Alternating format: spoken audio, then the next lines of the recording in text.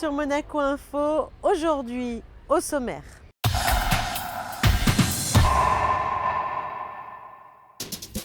Du tennis avec le premier tour de la Coupe Davis qui se déroulera ce week-end au Monte Carlo Country Club. Coup de projecteur sur le premier Grand Prix de Formule E, course réservée aux voitures électriques et qui se déroulera le 9 mai prochain en Principauté. Un grand message d'amour, la réalité de mes rêves, un livre de Rita Largillier. Retour sur le 3e concert spirituel de la saison de l'Orchestre Philharmonique de Monte Carlo à l'église Saint-Charles.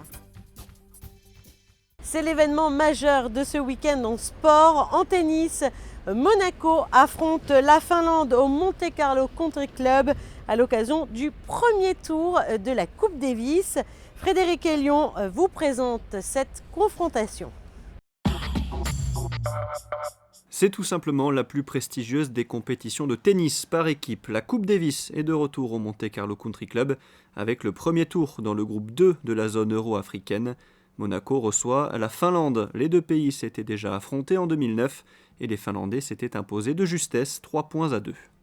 Par rapport à la dernière fois, Nieminen n'avait pas joué parce qu'il était blessé. Maintenant, il joue et puis il semblerait que tous leurs voyants soient au vert parce que Nieminen revient d'Amérique du Sud où il a gagné un tournoi en double. Le joueur numéro 2 vient de gagner un tournoi en Espagne et puis son frère a gagné 2 tournois, Zagreb et Marseille en double. Donc une équipe prête, malheureusement. Benjamin a montré de bonne qualité pendant ses entraînements. Romain semble être prêt, mais la tâche va être très dure. C'est vrai qu'en 2009, ça a été une défaite compliquée parce qu'on avait tout en main pour gagner. On n'avait pas eu cette rencontre, c'était compliqué, donc c'est un mauvais souvenir. Donc on va essayer de se rattraper ce week-end. L'équipe monégasque est composée de Romain Arneaudo, 609e joueur mondial et invaincu en Coupe Davis, de Guillaume Couillard et Thomas Auger, titrés en double au Jeu des Petits États d'Europe au Luxembourg en 2013, et de Benjamin Balleret, le numéro 1 de l'équipe qui revient d'une tournée réussie aux États-Unis sur des tournois futurs. J'ai gagné 2 tournois, fait une finale, donc c'est bien, j'arrive ici en confiance.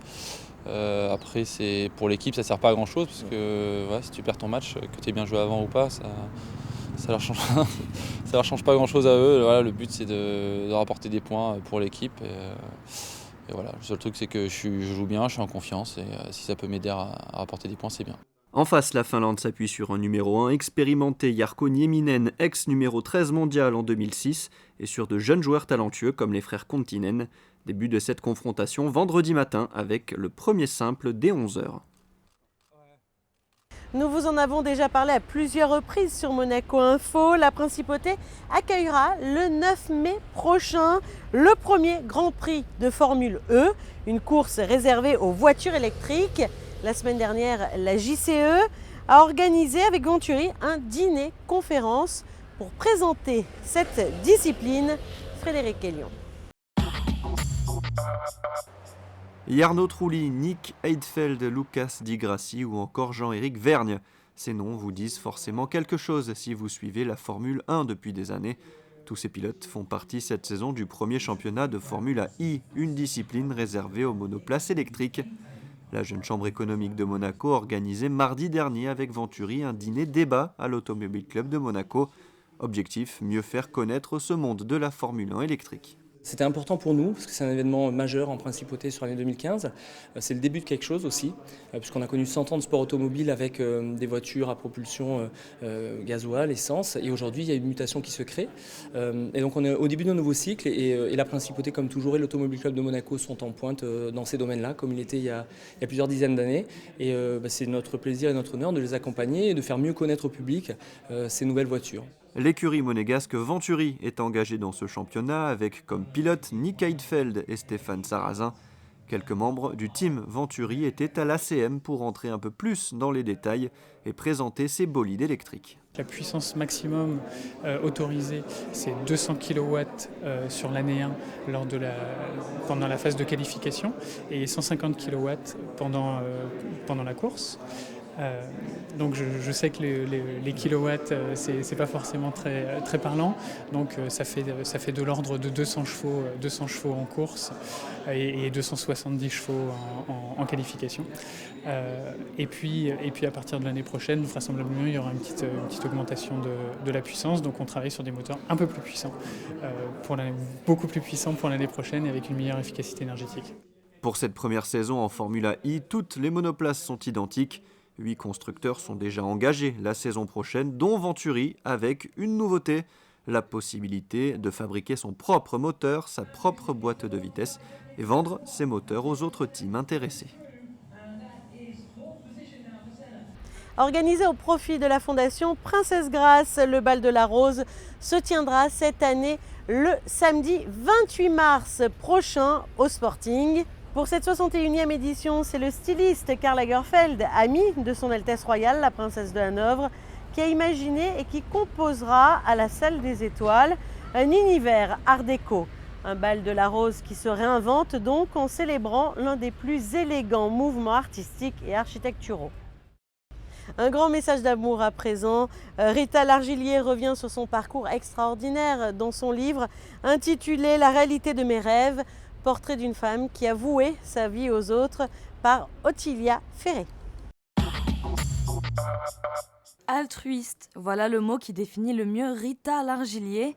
Sa vie, elle l'a dédiée aux autres et c'est ce qu'elle raconte dans son livre « La réalité de mes rêves ». Dans cet ouvrage, elle revient sur les événements marquants de sa vie, des événements souvent difficiles. Infirmière puis cadre de santé, au travers de son livre aussi, elle cherche à soigner. Je me suis dit que toutes ces expériences que j'ai vécues depuis mon enfance à aujourd'hui pourraient servir pour les personnes en difficulté qui ont une souffrance morale ou physique ou qui ont vécu des problèmes qui ressemblent aux miens. C'est vrai que... Est-ce que c'est une manière aussi peut-être d'extérioriser vos propres souffrances ? Je les ai eues, ces souffrances, c'est sûr que je les ai vécues, mais la seule chose que je voulais surtout faire ressortir, c'est que toute personne a dû vivre des souffrances qui ressemblent un peu aux miennes, sauf que moi j'ai eu quand même une succession de soucis et de problèmes à gérer, mais donner surtout l'envie aux personnes de croire en elles, d'avoir la foi en soi, et en se disant que tout en ayant cette force de soi, peut nous faire encore avoir la joie de vivre. J'ai la pêche, j'ai envie de vivre, j'ai envie de sourire, et j'ai surtout envie de donner plein d'amour encore et j'espère pouvoir en donner encore plein. Oui. Dans son œuvre, Rita témoigne à cœur ouvert et se livre sans aucune retenue. Écrire l'aide aussi à penser ses blessures, la dernière en date étant la mort de sa fille. Mais hors de question de baisser les bras. Aujourd'hui, elle est assistante de direction à la Fondation Hector Otto et s'épanouit auprès des résidents. Son livre n'a pas manqué de les toucher profondément. Quand on lit ce livre-là, on se voit qu'il y a des personnes qui ont un courage et qui rebondissent à toutes les épreuves, comme ce qui est arrivé. Et c'est rare. Et c'est même un exemple, à mon point de vue. Lorsqu'elle est là, j'ai l'impression que la Fondation s'anime. C'est un peu le soleil, je le lui dis tout le temps, de la Fondation. Et il y a des personnes comme ça, et vous savez... moi, j'ai fréquenté beaucoup de monde et il y a des personnes qui rayonnent, qui donnent un sens à la vie et qui vous entraînent, vous savez. Vous êtes une locomotive. S'il n'y a pas ces locomotives-là, c'est voué à l'échec. En attendant le deuxième tome qu'elle est en train d'écrire, Rita organise des sorties et des animations à la résidence Belando de Castro.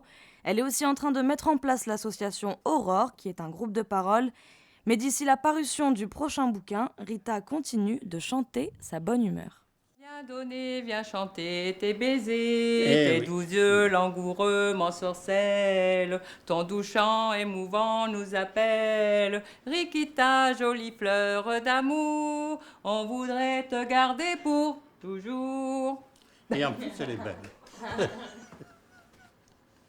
Dimanche dernier, le public très nombreux a répondu à l'invitation de l'Orchestre Philharmonique de Monte-Carlo pour son 3e concert spirituel de la saison à l'église Saint-Charles, avec la participation de solistes de talent et du chœur San Gregorio Magno, le reportage de José Sacré. Au programme de ce concert spirituel donné par l'Orchestre Philharmonique de Monte-Carlo dimanche 1er mars à l'église Saint-Charles, sous la direction de Maurizio Dones, Vivaldi et Schubert. C'est un concept spécial parce qu'il y a une anima très particulière. In Schubert, il y a toute la tradition de la simplicité, de la choralité, mais la profondité de l'harmonie de Schubert. Et la Deutsche Messe, c'est une chose particulière. Les solistes de ce concert étaient Angela Nicoli, Michela Nardella, Andrea Fioli et Marie-Jo Krinic, avec le très beau chœur San Gregorio Magno. Actuellement, le chœur aujourd'hui, le chœur s'est formé par 95 choristes, amatoriels, absolument. Ce sont des gens qui travaillent dans tous les parcs, dans le chemin de fer, à la banque, et se recueillent 2-3 fois par semaine pour travailler ensemble. Ils chantent beaucoup, ils chantent presque tous les répertoires. Ils ont la grande passion de la musique, et pour cette passion, ils font des sacrifices incroyables. Partir le matin à 6 h, rentrer à 4 h de la nuit, et après aller à travailler. Tout pour la passion, pour l'envie de chanter, de faire de la musique autour du monde.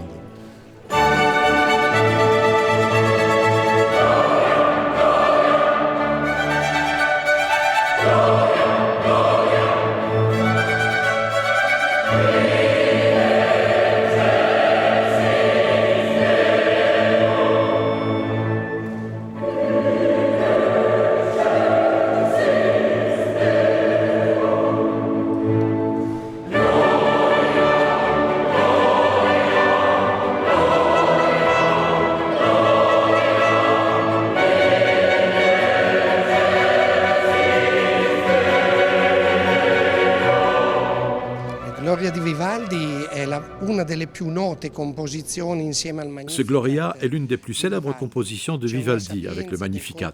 Il y a là une connaissance du contrepoint et une écriture très brillante qui ne nuit pas du tout au message sacré. Ad interferire con il messaggio sacro.